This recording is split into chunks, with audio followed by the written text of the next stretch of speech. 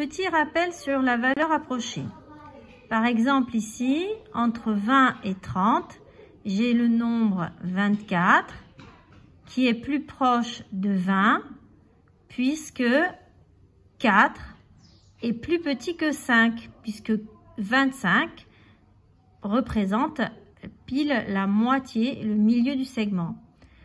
Ensuite, j'ai le nombre 28 qui est compris entre 20 et 30, mais 28 est plus proche de 30 puisque le chiffre 8 est plus grand que 5, le 5 de 25. Donc, si le chiffre suivant est plus petit que 5, alors la valeur approchée va être la valeur basse. Ici, la valeur approchée de 24 est 20. Si le chiffre suivant est plus grand que 5, la valeur approchée va être la valeur haute. Ici, dans 28, 8 est plus grand que 5. Et la valeur approchée est donc 30. Donc, si on applique ça à des nombres plus grands, la valeur approchée de 862, vu que le deuxième chiffre est un 6, 6 étant plus grand que 5, la valeur approchée va être la valeur haute, c'est-à-dire 900. Dans 3578, on a le chiffre 5.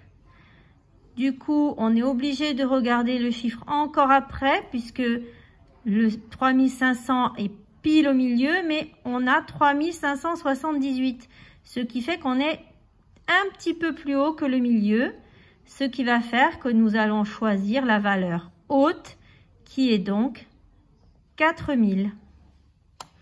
Ensuite, pour 13 854, le deuxième chiffre est un 3. 3 est plus petit que 5, donc je vais avoir pour valeur approchée la valeur basse, c'est-à-dire 10 000.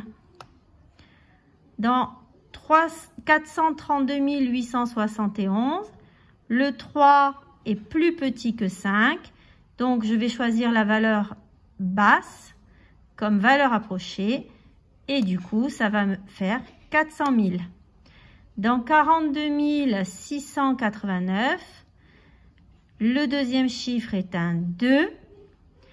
2 est plus petit que 5, donc la valeur approchée va être la valeur basse, c'est-à-dire 40 000. Dans 873 264, le chiffre est un 7 qui est plus grand que 5, donc la valeur approchée va être la valeur haute, c'est-à-dire 900 000. Voilà.